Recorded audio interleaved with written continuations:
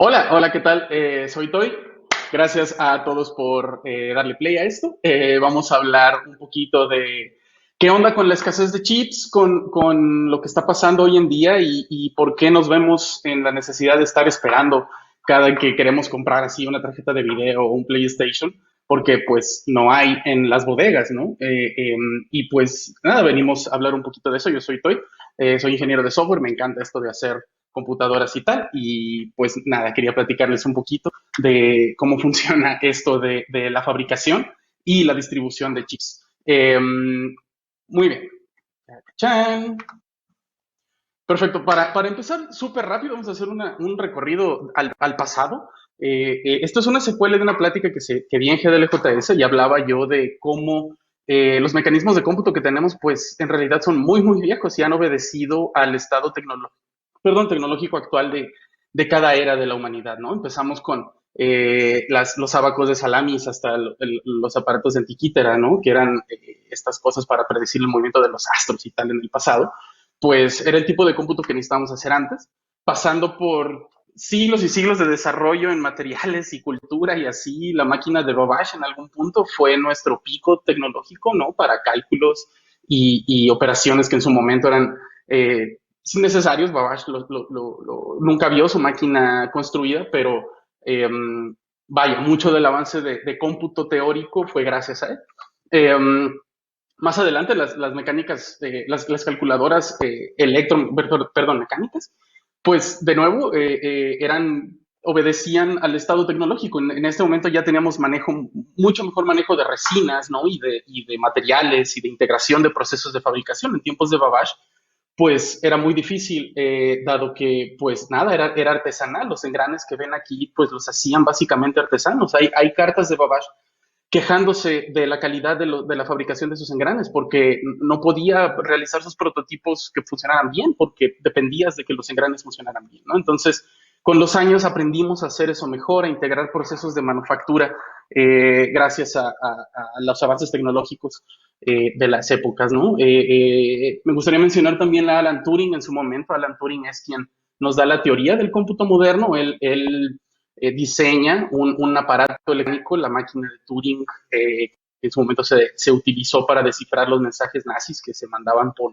con la máquina Enigma, ¿no? Hay un documental muy bueno en Netflix de él que habla sobre su vida y de cómo es el momento histórico donde se ve él enfrentado a este reto de descifrar mecanismos de inscripción mecanismos de encripción a través del desarrollo de una máquina de propósito general. Él se da cuenta de que todo depende de con qué tiempo respondan a estos mensajes, ¿no? Esta inteligencia recolectada y responder implica descifrarlo. Entonces podían descifrar los mensajes de Enigma en algún punto, pero tardaban mucho. Y es gracias a esta computadora que automatiza el proceso para los aliados, ¿no? En su momento. Y brincando de nuevo otra vez muchísimo a lo que voy a llamar ya como la era moderna, es cuando nos encontramos con este tipo de devices, ¿no? Los relays electromagnéticos son un mecanismo con el cual podemos nosotros controlar a través vamos a decir en este caso, un mecanismo simple externo, controlar los mecanismos internos de un sistema en el cual somos ajenos nosotros, ¿no? En este caso, el ejemplo aquí es que con un electroimán, ¿no? Esta pila y este coil aquí en un electromagneto, ¿no? Formando un electromagneto, jalarían esta laminita azul, ¿no? De metal que está conectada a un resorte, y cada que cerramos el circuito del electromagneto, jalamos la laminita y cerramos el circuito y podemos prender un foco, ¿no? Este principio tan simple nos permite básicamente hacer cómputo con esta pieza como más simple, la pieza más simple de un mecanismo de cómputo, en este caso basado en mecanismos binarios, ¿no? Con matemática binaria, donde puedes desarrollar cálculos con señales en un alfabeto de prendido o apagado, ¿no? De ahí vienen los unos y ceros. Pues el prendido y apagado viene básicamente de estas cosas. Son en este caso, relays que nos permiten dejar o no pasar electrones en este circuito. Muy bien. Eh, sin ahondar mucho, así es como se describen formalmente los arreglos que haces con estas cosas.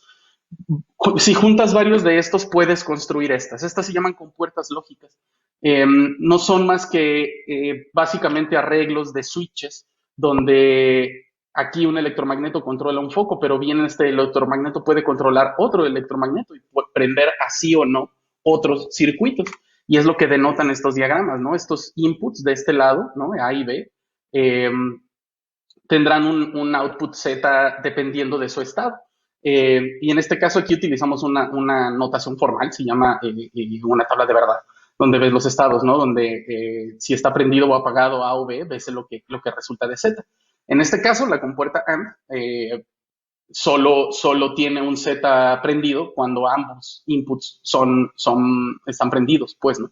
A diferencia de los otros casos, y hay otras más. No voy a andar mucho de eso, pero así existe para nosotros como desarrolladores de tecnología. Ese es nuestro acceso a estos devices, ¿no? A través de estos diagramas. Y pues así fue durante muchos años hasta que pues pueden ver que esta es una máquina, tiene bisagras, ¿no? Y se mueve y tal, entonces está sujeta a desgaste mecánico. Uno de las cosas que pasaban en ese tiempo es que pues muchas de las computadoras que armábamos con los relays mecánicos pues fallaban por, esto, por el desgaste que tenían con el tiempo y era muy difícil estarlas manteniendo. Uno de los primeros saltos tecnológicos que hicimos fue brincar de estas compuertas mecánicas voy a llamarlas entre comillas, estado sólido, ¿no? Donde ya no hay un mecanismo movible, sino en este caso brincamos a tubos de vacío, a los bulbos, donde simplemente el prender o apagar el bulbo, esto funciona como un foco donde generas calor. En el vacío, el flujo de electrones que haces cuando prendes el bulbo, básicamente te permite prender o apagar otro canal de un circuito con el que puedes o no, permitir o no el paso de electrones. Muy bien. Súper rápido también, brincando desde los bulbos hasta brincando los transistores y la ENIAC y todo eso, llegamos hasta el 58 con el señor Jack Kilby, quien básicamente inventa el circuito integrado en unas vacaciones que toman toda la empresa en Texas Instruments.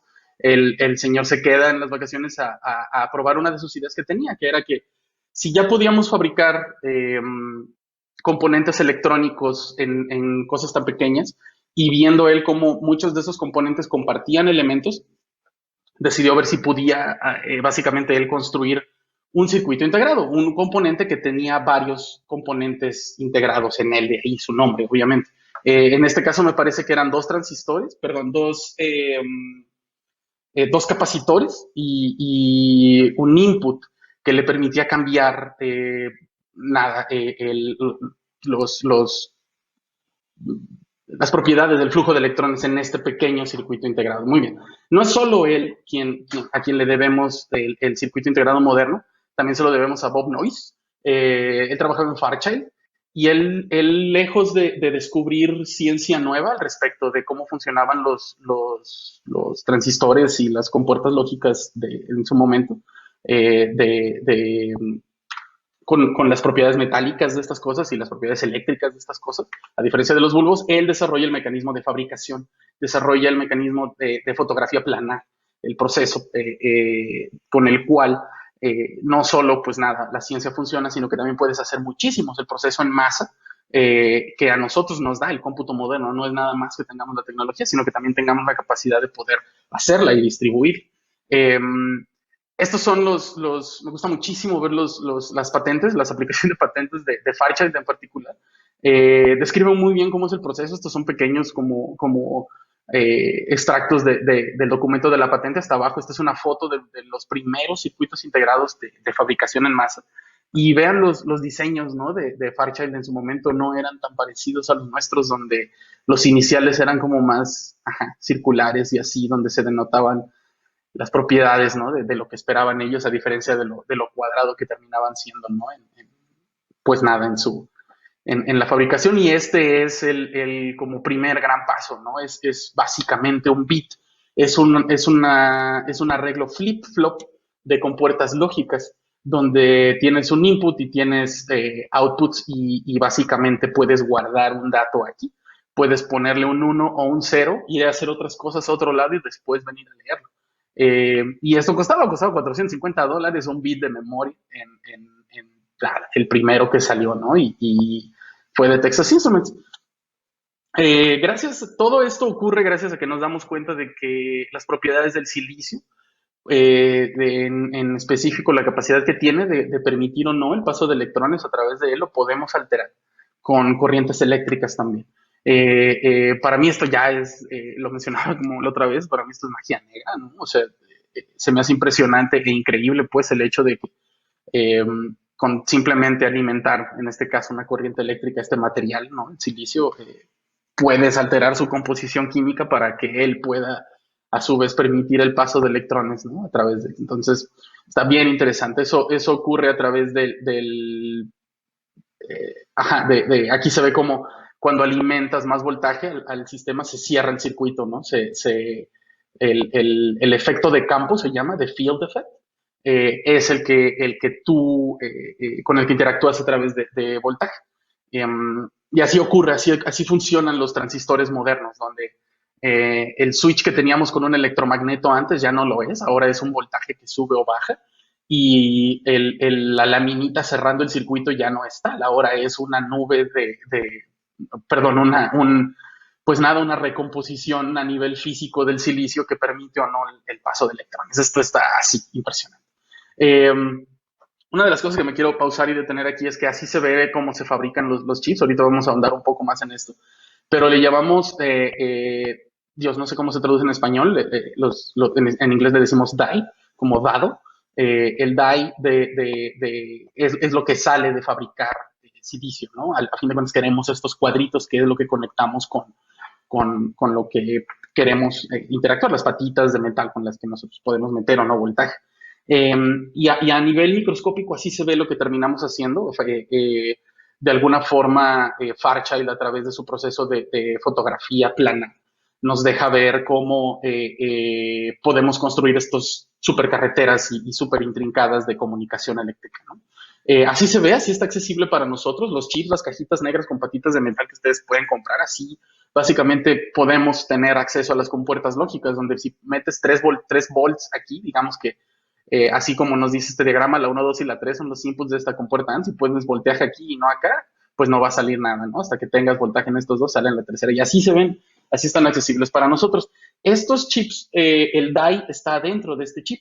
El die obedece a esta necesidad de poder empaquetarlos. Les llamamos paquetes a estas cosas. El die es el silicio que vive adentro empaquetado en este ataúd de plástico y resina, ¿no? En el que metemos nosotros los chips, que son de silicio. Este es el primer gran como paso en cómputo, voy a llamarlo así, moderno, es el Intel 440, donde ya tenemos no solo un circuito integrado, sino una computadora básicamente capaz de ejecutar instrucciones y tal, y el mecanismo con el cual nosotros interactuamos con el chip es a través también de las patitas y el empaquetado. Este es un empaquetado cerámico con oro. Las patitas eran de oro porque el oro no reacciona con el oxígeno, por tanto no hay oxidación, por tanto no hay corrosión. Hoy en día ya no son así, ya tenemos materiales más baratos que nos permiten hacer estas cosas.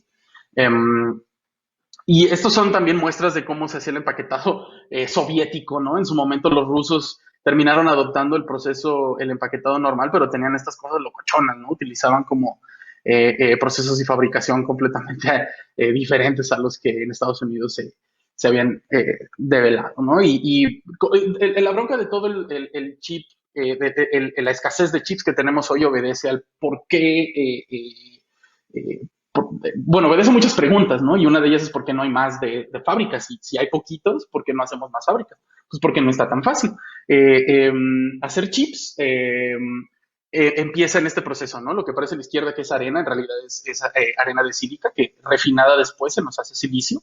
El silicio lo fundimos en estas como ollas gigantescas donde introducimos una semilla de un cristal de silicio, básicamente un cristal perfecto, ingenierizado para ser perfecto, y al meterlo en el silicio fundido e irlo sacando poco a poco formamos estos lingotes. El lingote le llaman monocristal, dado que es un solo cristal. La semilla de silicio hace que el silicio fundido forme la estructura alrededor de la semilla y pues nada, al sacarlo poquito a poco hacemos un solo cristal de silicio. Así se ve, son pesadísimos. Pues nada, esta es la primera gran bronca. Las compañías que están fabricando los lingotes de silicio han sufrido muchos accidentes últimamente. 10 minutos. Y sobre todo el hecho de que fabricarlo y minarlo implica todo este proceso de refinación también. Entonces, a lo que voy con todo lo que vamos a platicar ahorita ya en esta recta final es que no es nada más una razón por la cual no hay chips, es una tormenta perfecta y esta es una. Ha habido dos grandes accidentes, uno acaba de pasar y otro pasó hace unos meses, donde fábricas que producían los chips más necesitados ahorita se quemaron. Y pues nada, estos monocristales que ocurrió la desgracia en estos lugares donde se fabrican, lo que hacemos con el monocristal básicamente es rebanarlo como un jamón, ¿no? Y estos jamones les llamamos wafers. Puedes comprar uno de estos lingotes si quieres, puedes, en Alibaba los puedes pedir por DHL. Entonces lo que haces es que tomas tus jamones, 25 es la paca de jamones que manejamos en los fabs, puedes ir a comprar tus slices de silicio, pues como funciones que ponen a girar los slices de silicio y los recubren con múltiples tipos de líquidos que son fotosensibles, pueden quitarse o ponerse con luz. Y esta es otra de las grandes cosas de la bronca con la escasez, que es que necesita muchísima agua el proceso. Y en Taiwán, que es una de las fábricas donde más se necesita, hay una sequía. Entonces el gobierno impuso sanciones si desperdicias agua y el proceso de fabricación de silicio requiere mucha de ella. Y el proceso implica esto que les decía, para poner y quitar este material que actúa sobre el silicio, utilizamos litografía. Básicamente estamos haciendo playeras con estas mallas, ¿no? Donde las mallas son estos patrones de carreteritas de silicio, donde poniéndolo, quitándolo, lo hacemos a través, ponerlo, quitarlo, perdón, lo hacemos a través de esta luz, ¿no? Con haces específicos de luz. Estas son las máscaras con las que esto ocurre, donde podemos ver que una a una estas máscaras se van poniendo y quitando con estos tipos de luz diferentes que interactúan con estas máscaras de manera química, ¿no? Cuando terminas de fabricarlos, también necesitas mandarlos y shipearlos, ¿no? Y esto es una bronca. Nuestro sistema de transporte de productos y bienes ahorita está corriendo a marchas forzadas, ¿no? Y ni siquiera podemos lidiar con estos accidentes como el que ocurrió en el canal de Suez en Egipto. Entonces, es otra de las cosas que están agregando a esta carga de la escasez, ¿no? Y así ocurre el proceso de fabricación en un diagrama como muy crudo, en el que quiero tomar un punto muy especial, que es que podemos hacer mecanismos movibles en estas laminitas ultra delgaditas de micras de altura. Y los mecanismos movibles nos permiten hacer cosas muy interesantes, como acelerómetros y giroscopios, ¿no? Los acelerómetros y giroscopios que tienen ustedes en su teléfono son cosas que se mueven, son péndulos que están suspendidos, hechos de piedra, básicamente, a través de estos procesos litográficos perfectos. Lo cual a mí se me hace impresionante. No solo son chips que procesan, sino también péndulos que se mueven y podemos sensar. Así se ven los wafers de silicio. A la izquierda está el de 440 de Intel en su momento, cuando empezamos la fabricación, y esa es la misma medida de wafer hoy en día. Vean cómo está súper ultra aprovechadísimo el espacio, ¿no? Porque nos dimos cuenta que depende mucho del material y pues nada, para que rinda más, pues ahora sí lo haces hasta las orillas, ¿no? Y te preocupas de que a la hora de que los tienes que cortar, porque esto se corta con una sierra de diamante, el corte se lleve la menor cantidad de material posible para que puedas poner más y más chips a cada una de estos hot takes. Cuando los cortas y los quitas, así se ven. Como pueden ver, hay unos que se quedan en la lámina y es porque tienen defectos. El proceso de fabricación de chips es muy sujeto a fallas. Por eso lo hacen en estos cuartos como aislados de prueba. Al final, este es uno de los procesos que a los chips se les hacen ya al último, que es conectarlos con el mundo exterior. Después de poner el die en el substrato, en este caso una fibra de vidrio, que es donde hacemos los PCBs, vienen estos robots a conectar las orillitas de los pins de metal silicio que están en el die de piedra y conectarlo con el mundo exterior a las patitas de cobre con el que interactuamos nosotros, ¿no? Es un buen momento para hablar de la ley de Moore. Moore es una persona que propone un enunciado, ¿no? Él ve un fenómeno donde nota que cada año duplicamos la densidad de transistores en nuestros procesos de fabricación y eso fue hasta 2018, donde Intel empezó a tener problemas con los 10 nanómetros. Fabricar cosas de menos de 10 nanómetros es muy obviamente lo tienen que hacer robots hoy en día, las fábricas que hacen esto son perfectas, básicamente. Y Es un momento especial de disrupción, dado que los procesos de fabricación han sido acelerados con los años. Intel se vio rebasado por la competencia, en este caso TSMC, donde Intel estaba con 10 nanómetros, TSMC estaba apuntándole ya a los 7. Y no solo se quedó en los 7, TSMC está apuntando a los 3 nanómetros a finales del año que viene. Para hacer la analogía, si la fabricación de chips fuera una panadería, TSMC sería la panadería, es Taiwan Semiconductor Manufacturing Company, están en Taiwán. La panadería tiene estos hornos de ASML, ellos fabrican los chips del M1, los chips M1 de Apple y del PlayStation y tal. Y C.C. Wei, el CEO de TSMC en este momento, sería el panadero, ¿no? A diferencia de Intel, donde su nuevo CEO, Pat Gelsinger, pues nada, está apuntando a mejor tecnología, donde TSMC ha sido usado para la descentralización de la manufactura, Intel se ha centralizado más y están enfocándose a no hacerlo. Algo interesante que es que los hornos los fabrica ASML. Los hornos son estas máquinas que hacen los chips. Utilizan tecnología que se llama ultraviolet, extreme ultraviolet, donde ya esto es como el estado del arte. Los chips que fabrica ASML, los hornos de ASML, pues son los más avanzados, son los que pueden fabricar 5 nanómetros y 3 nanómetros. Y toda la magia de este proceso de manufactura ocurre aquí, donde este flash morado que ustedes ven es la luz ultravioleta. Ese flash morado no es nada más una lámpara. La máquina, el flash ocurre en este microespacio del tiempo, donde un láser vaporiza una gotita de metal, una microgota de metal que obedece a esta ingeniería de microfluidos que no es trivial. La máquina, la mitad es básicamente un aparato láser que parte un rayo ultravioleta en dos, donde este microfluido, este metal derretido, se le deja caer en el espejo colector que se llama esta pieza. Viene la primera parte del láser que lo liquidifica y lo pone en este estado necesario, donde viene la segunda parte y lo vaporiza. El flash de la vaporización del metal es lo que genera la onda de luz que necesitamos. El estado del arte es este. Los M1 ya no nada más es un chip procesador, ya son muchos procesadores y memorias en el mismo die.